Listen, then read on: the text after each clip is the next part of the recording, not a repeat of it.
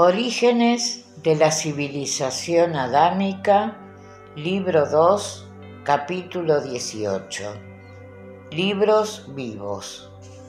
Al par de estos acontecimientos ocurrían otros que nos harán conocer una nueva faz de la clara conciencia a que, por sus sabios métodos, habían llegado los hijos de Numú. De 20 en 20 años se realizaban unas extrañas caravanas que cruzaban desiertos, praderas, bosques y ciudades, trayendo hacia los grandes santuarios a los kodvas enfermos o ancianos que habían ya cumplido una laboriosa jornada en los edenes o refugios de misión.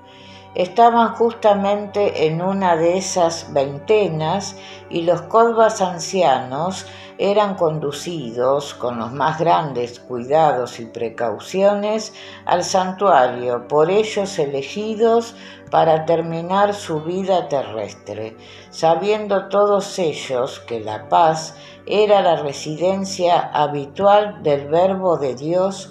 Los ancianos, a quienes les correspondía el descanso, que no era a una edad determinada, sino cuando las fuerzas físicas empezaban a agotarse, pidieron ser conducidos a este santuario, donde fue habilitado un hermoso y alegre pabellón compuesto de 2 grandes compartimientos para hombres y mujeres.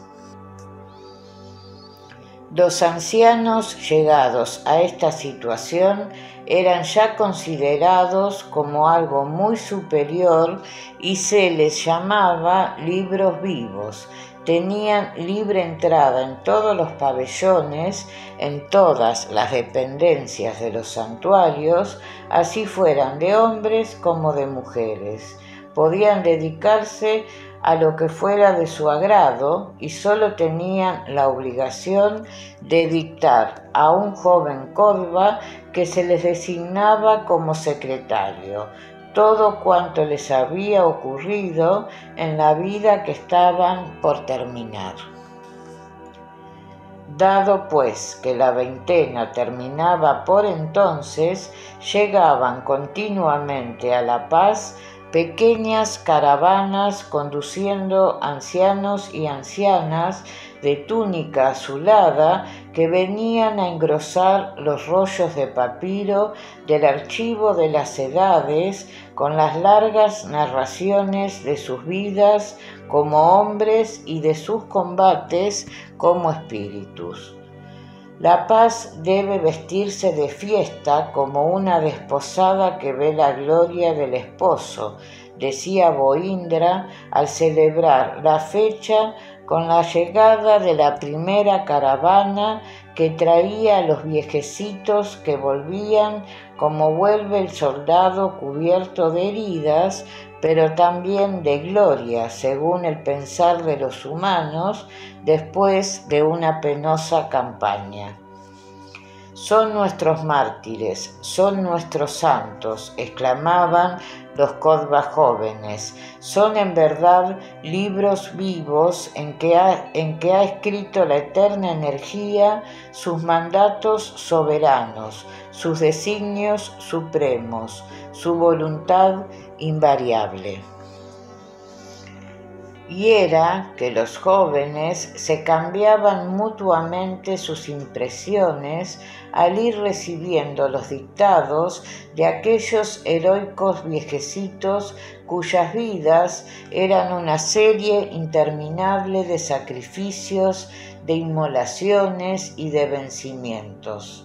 Algunos llegaban mutilados de diversas y espantosas formas por haberse resistido a las arbitrariedades de caudillos sin corazón y sin conciencia, por haberse interpuesto entre el verdugo y la víctima, por haber pretendido salvar abismos que hubieran sido llenados con sangre humana.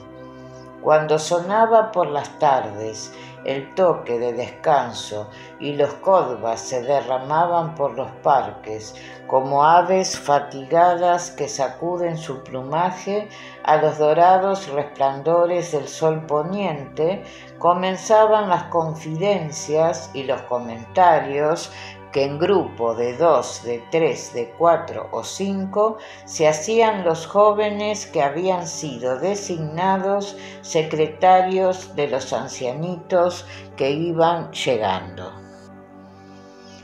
El oído sutil del investigador o cronista espiritual que recoge vibración tras vibración todo cuanto pasó por almas y seres de los que actuaron, poco o mucho, en la grande alianza milenaria de la redención humana terrestre, cuando ello encierra un aspecto de la evolución a que llegaron, ha recogido también algunas de aquellas confidencias cuyo relato bien puede significar una orientación para quienes aspiren a una clara lucidez de conciencia y de discernimiento entre lo justo y lo injusto, entre lo bueno y lo malo, entre lo más perfecto y lo menos perfectos. Escuchemos la confidencia de Jobed y Suri respecto de los octogenarios kodvas cuya secretaría les ha correspondido por suerte. Estoy indignado, estoy fuera de mí, sosteniendo una lucha terrible contra mí mismo desde hace 3 días que estoy escribiendo la vida misionera del anciano Sevin. Es un horror, exclamaba Suri, cuyo fuerte temperamento ponía a prueba con gran frecuencia la mansedumbre y tolerancia que, según la ley, debía florecer en la vida ordinaria de un hijo de Numú. Si tu lucha consiste en el mismo motivo que la mía, le contestaba Jobed, que era más reposado y tranquilo, creo que ambos podremos ayudarnos a salir triunfantes de esta emergencia. Lucho para no renunciar al cargo que el Consejo me ha asignado. Estamos iguales, yo estoy padeciendo la misma tentación, afirmaba Jobed. Estoy acobardado, oír lo que estoy oyendo y llenarme de odio contra todo poder y toda realeza es una misma cosa, añadía Suri, y lo peor es que empieza a corroerme una secreta antipatía a nuestro kodva rey y una inmensa amargura por haber sido llevado a igual situación nuestro hermano Iber. Y no obstante, observaba Jobed, debemos convenir en que un principio de autoridad es necesario. Falta mucho aún para que la humanidad pueda marchar sin mandatarios. Convengo en ello, y ahí está mi lucha. ¿Sabés que mi pobre viejecito tiene cortadas de raíz sus 2 orejas? Interrogaba Suri bajando la voz. ¡Qué horror! Y la primera falange de todos sus dedos, seguía refiriendo el narrador. ¿Cómo? ¿También eso? ¿Y por qué? Pues porque le tocó en suerte escuchar la tragedia que sufría una mujer repudiada por un príncipe de una región del Cáucaso a la cual llevó la comida durante muchos días para que no muriese de hambre en la caverna en que había sido amarrada. ¿Fue un repudio por adulterio? No, sino porque la esposa favorita le había tomado un grande odio a causa de haber obtenido antes grandes favores y dones del príncipe, por lo cual no paró hasta malquistarla con él y que fuese apartada para siempre del lado de su señor, obteniendo ella todas las prebendas concedidas anteriormente a la otra. El amor al lujo y la envidia, decía Jovet meditando, son los dos tropiezos formidables de los espíritus encarnados en el sexo femenino. Tengo observado en nuestras crónicas que la envidia y el lujo arrastran a la mujer hasta el crimen. Créeme que tiemblo de que la ley divina me lleve a una encarnación de mujer, porque veo que los grandes fracasos de los espíritus encarnados en mujeres son debido a esos factores. En efecto, afirmaba Suri, no tenemos más que recordar a las mujeres que estuvieron cerca del Verbo de Dios y fracasaron junto a él. Las unas por envidia de la mujer, alma gemela del Mesías, las otras por su desmedida ambición hacia el lujo y esplendor. ¿Y qué fue del drama de tu viejecito Sebin?, preguntó Jovet, reanudando la narración. Pues que salvó a la infeliz encadenada, pero perdió sus orejas y las extremidades de su dedo. Me asombra que le dejara con vida, porque pensaban irle matando poco a poco para más torturarle, pues, según dice el relato, cada día el verdugo debía ir cortando una parte de su cuerpo, dejando para el final la cabeza a los efectos de que el infeliz fuera viendo todo el horror de aquella lenta mutilación. ¿Y cómo se salvó de sus garras? Porque la misma mujer, conocedora de todos los secretos del palacio de su señor, le salvó disfrazada de picapedrero. En el lomo de un asno, conductor de piedra a los parques, le hizo ir pasando de una a otra dependencia hasta sacarle fuera de las murallas, y ahora ella escorba en el santuario vecino del mar Caspio.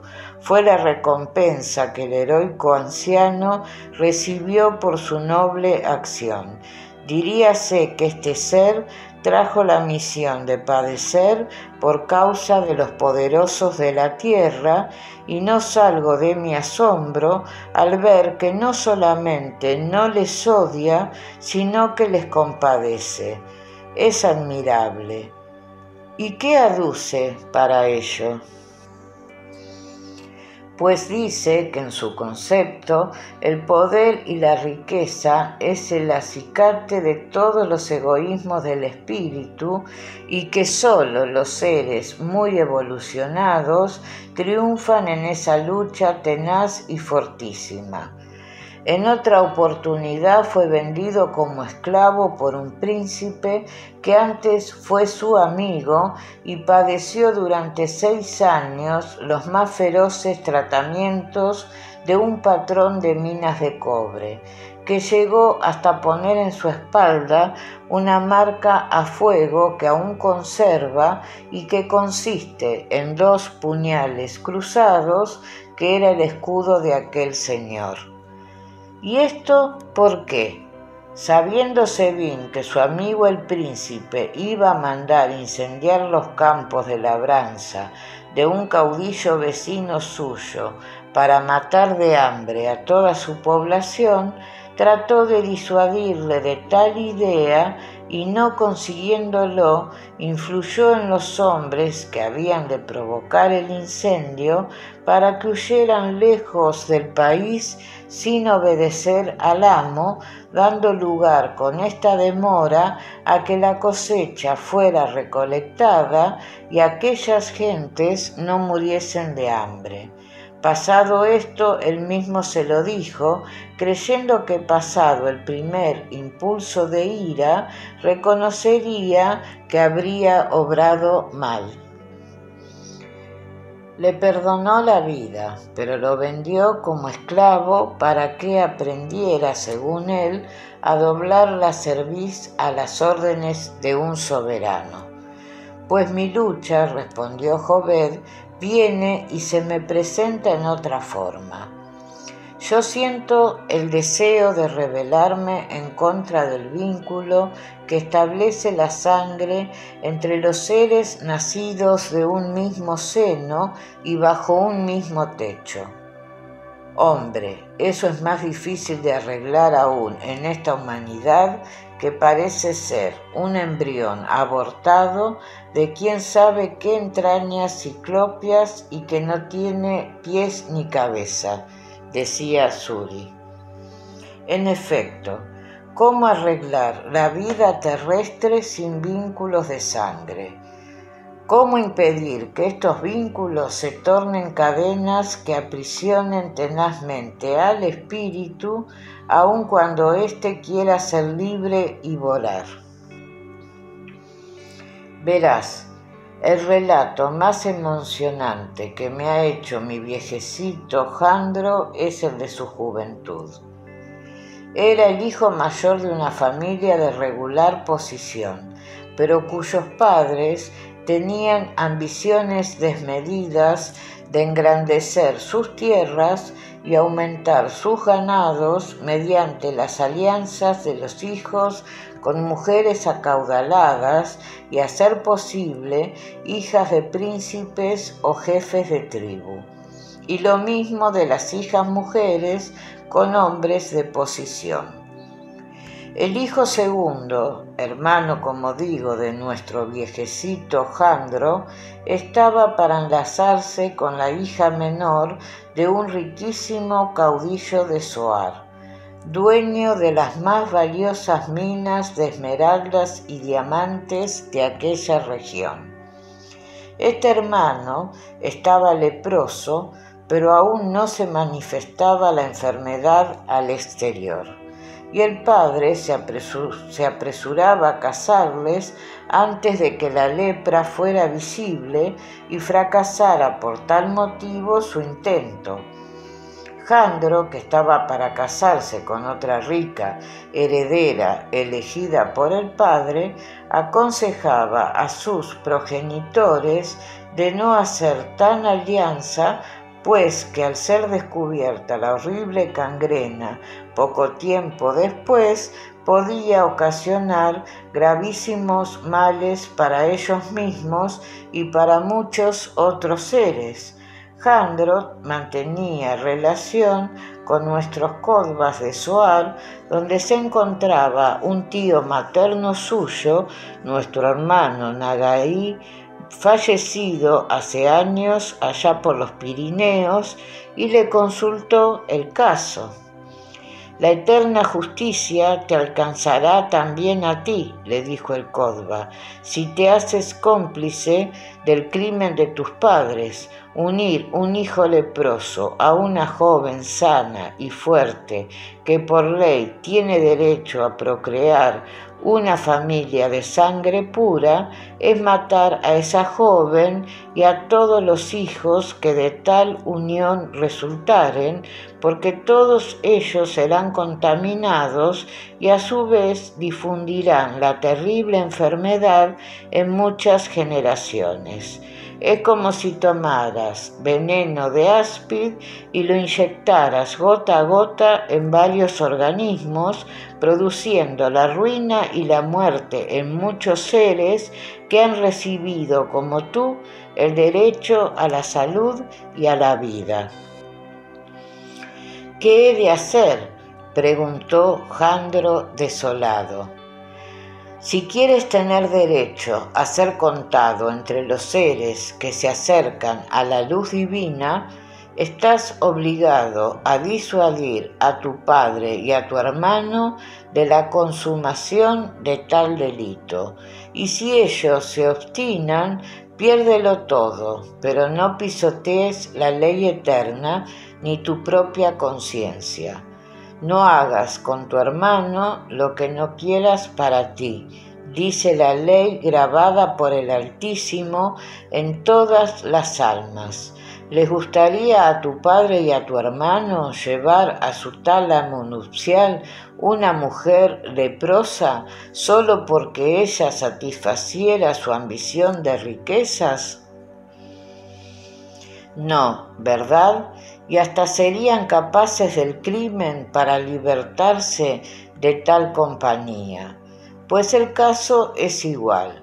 Si tu padre y tu hermano no te oyen, vete a esa desventurada joven que está enamorada de tu hermano y que no tiene culpa de que él sea leproso, y aunque le duela la desilusión y a tu padre le enfurezca el perder las riquezas que le traiga en dote la nuera, avísales que tu hermano tiene la desgracia de estar contaminado con la lepra, y así te excusas tú ante la eterna justicia de compartir el crimen de tu propia familia. Si al conocer que eres tú quien ha revelado el horrible secreto atentaran contra tu persona o tu vida, ven a mí que la casa de Numú te amparará, porque en cumplimiento de la ley habrás sacrificado lo que más domina al hombre, los vínculos de la sangre. Y como así sucedió, Jandro se hizo Codba y aquí le tenemos. ¿Qué te parece? Calla, calla, exclamaba Suri, apretándose las sienes como si temiera que su cerebro estallara.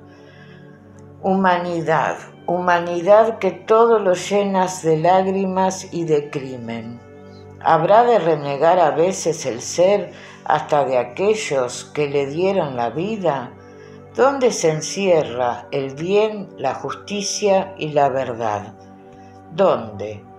Eso mismo pienso en todas mis cavilaciones solitarias, respondía Jobed, y he acabado por convencerme de dos cosas. Primero, que la verdad absoluta, el bien único y la justicia perfecta no ha llegado aún la hora de ser percibidos por la mentalidad de la gran mayoría de los encarnados en esta tierra. Segundo, que para acercarse más el espíritu a esa verdad, a ese bien y a esa justicia, uno debe orientar todos sus actos, toda su vida bajo el gran principio. Haz con tus semejantes como quieras que se haga contigo. Hoy por hoy creo que es el camino más derecho y más seguro. Para nosotros que estamos empapados de la ley divina, eso basta y sobra, pero nosotros somos casi una imperceptible minoría.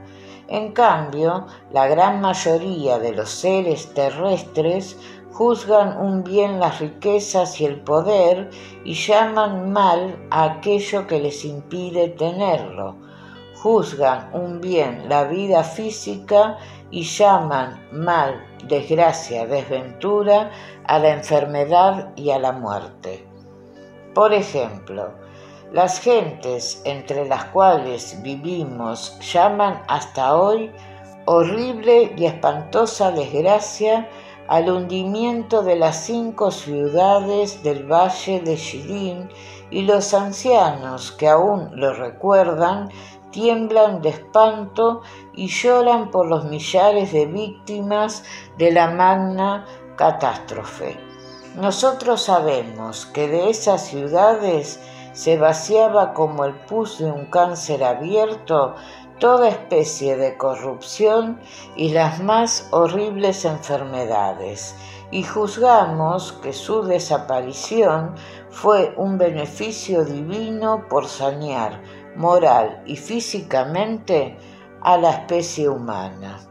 A los que perdieron fortunas, haciendas, techo y hogar, quedando reducidos a la mayor miseria, les parecerá indudablemente un grave mal. Al que perdió allí hijos, parientes y amigos a más de sus riquezas, les parecerá peor mal todavía. Mas nosotros que contemplamos el panorama mundial desde un plano mucho más alto que la materia, aseguramos que esto es un bien. Justamente, le interrumpió Jobed, ahora acabas de pronunciar la gran palabra. Cuando la humanidad terrestre llegue a mirar todas las cosas y todos los acontecimientos desde el mismo plano en que, por dicha nuestra, estamos colocados hoy, entonces todos llamaremos bien al bien y mal al mal. El egoísmo, con sus variadísimas formas, es quien nos hace ver el mal en la destrucción y la muerte, cuando ello no es más que el cumplimiento de la gran ley de transformación. ¿Cómo nos renovaríamos sin morir? Por las clarividencias de nuestros grandes videntes que nos han legado sus maravillosas percepciones astrales, sabemos que cuando más perfecto es un planeta, más evolucionada es la humanidad que lo habita y más largo tiempo duran las encarnaciones físicas de los seres que viven en él. Y la razón es bien clara. Los seres, por su mayor comprensión, viven en un todo conforme a las leyes naturales del mundo en que habitan y eliminan así todas las enfermedades que en los mundos atrasados son consecuencia de los excesos y de los abusos. Para aquellos seres, la muerte es solo una circunstancia, un detalle de los muchos que se van encadenando en la eterna vida del espíritu.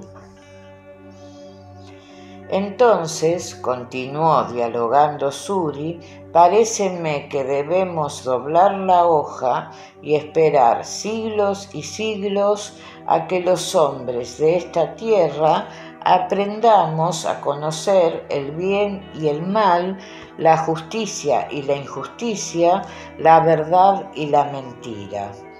Eso no llegará hasta que el dolor haya redimido al hombre terrestre de su gran pecado, lo tuyo y lo mío.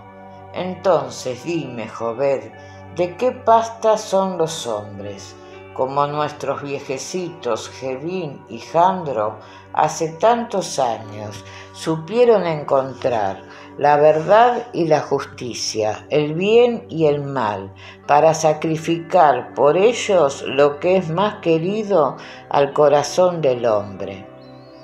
Yo digo que son pasta de héroes, de mártires y de santos, espíritus fuertes que están ya como marcados por el dedo de Dios para las grandes inmolaciones del mesianismo en edades futuras. Son en verdad libros vivos en que podemos aprender, si queremos, todo lo que es capaz de obrar el alma humana cuando es consciente del ideal que persigue. En ese instante se cruzaron por una avenida de cerezos con otros dos de sus compañeros, Agnis y Abelio, que al igual que ellos comentaban los relatos de los ancianos a quienes les servían de secretarios. Y justamente venían buscando hacer consultas sobre un caso que encontraban difícil de dilucidar. He aquí, decía Abelio, el relato de mi libro vivo. Sentaos en ese banco y tomad aliento, porque paréceme que vuestros nervios van a vibrar demasiado fuerte. Hombre, estos libros vivos nos están resultando como un ejército de gigantes en un campamento de hormigas, decía Jobed, que era de jovial temperamento. Pues oídme, mi protagonista se hizo codva por un fuerte desengaño de amor que lo llevó a juzgar erróneamente a todas las mujeres por la novia infiel que había pisoteado su corazón y su vida. Como no era el primogénito, no encontró mayor oposición en la familia, máxime cuando legó a sus hermanitas mujeres todos sus derechos a los cuantiosos bienes de fortuna que habían de pertenecerle. Cuando llevaba unos 12 años en la casa de Numú y su espíritu se había ya serenado completamente, se le presenta la más pequeña de sus hermanas, que solo tendría 16 años, y le dice: «Queriel, nuestro padre ha comenzado a padecer de un mal tan extraño que ningún sabio ha podido conocer, y he podido descubrir que nuestra madre tiene amor culpable con un hermoso extranjero venido como mercader de perlas de un país muy lejano. Yo estoy enloquecida de espanto y nadie lo sabe más que yo. ¿Qué debo hacer? Dime, ¿qué debo hacer? Nuestro hermano mayor, sabes que gobierna los pueblos que le trajo en dote su mujer, y como ella es heredera, el viejo Serrú de Alesia no le deja venir a nuestro lado. Mis otras hermanas en los países de sus maridos están todas lejos de mí y nada harían con tal noticia. Ayúdame tú, que según el decir de las gentes, estás en la casa de la sabiduría». Él estaba en un refugio de Zoar y, de acuerdo con el patriarca, se encaminó con su hermana, a la cual prohibió que anunciara su llegada a la casa de sus mayores. Teñido el rostro con jugo de nogal, se hizo contratar como espanta insectos en las habitaciones del caudillo para observar la extraña enfermedad de su padre y los culpables amores de su madre. Entre el ejército de criados pudo muy bien pasar desapercibido. Observó que por las noches su madre decía que deseaba ella velar a su esposo y que los espanta insectos se fueran a dormir. Nuestro Kodva encontró por fin el medio de quedarse oculto detrás del pesado pabellón que casi cubría la inmensa tarima cubierta de pieles en que descansaba su padre.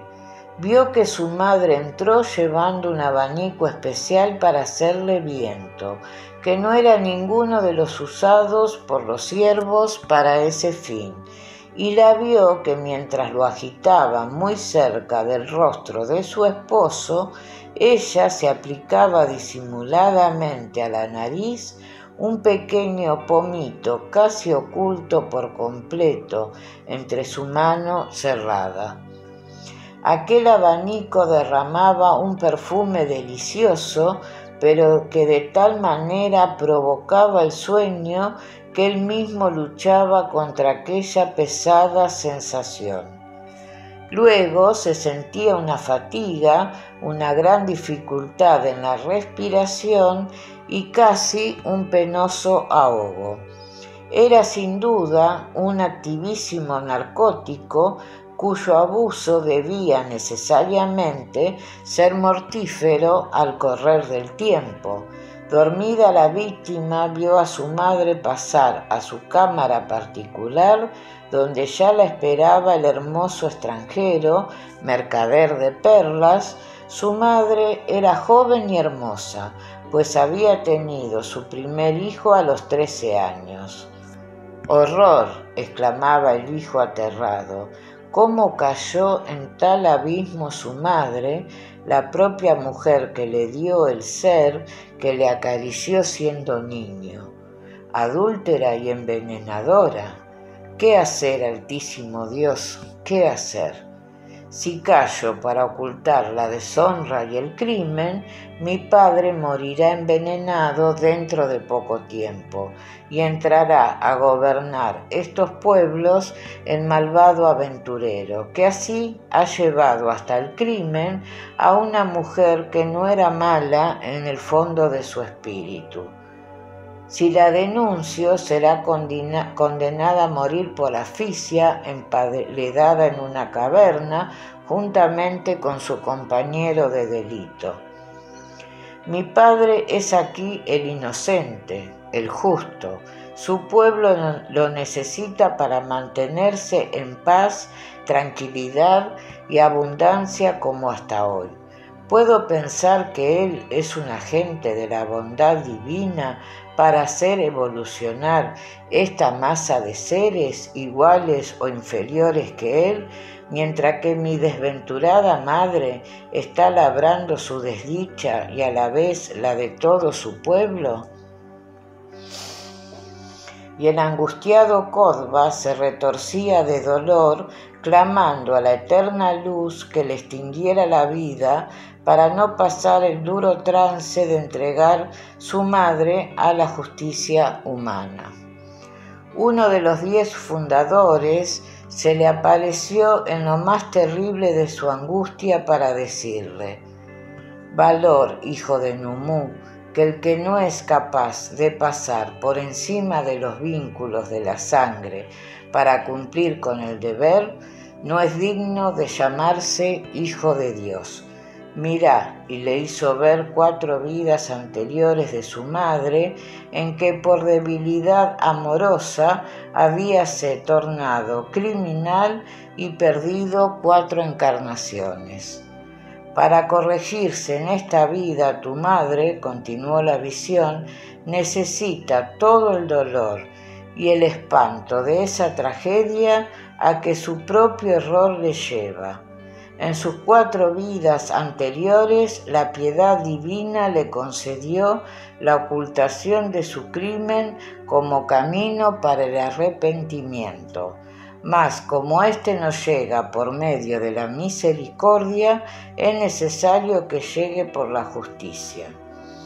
Avisa al Consejo de Gobierno de tu padre el crimen de la que te dio el ser, para que la justicia despierte su espíritu, que está ya al borde del tenebroso abismo, de donde no se sale, sino convertido en polvareda de átomos que han de formar en lejanas edades embrionarios ensayos de una nueva evolución. Y ante el consejo reunido en torno de su padre y en presencia de su desventurada madre, hizo Queriel el espantoso relato. «Padre», gritó al final, «por el horrendo dolor que sufro al condenar así a la que me dio el ser, os pido piedad para ella». Y salió como enloquecido, corriendo por los campos, montado sobre su caballo hasta llegar al refugio, oculto como un niño en la falda de una montaña en el país de Zoar. Cuando tuvo conocimiento de la muerte de su madre, pidió a todos sus hermanos de los diversos santuarios la ayuda espiritual necesaria para la redención de aquel ser, y hace solamente 10 lunas que ha conseguido para ella el arrepentimiento y la luz. 37 años tenía cuando ella murió, y 97 tiene ahora. 60 años de trabajos mentales ha costado la redención de ese espíritu, pero el sacrificio heroico del Hijo ha tenido su recompensa. ¿Qué os parece?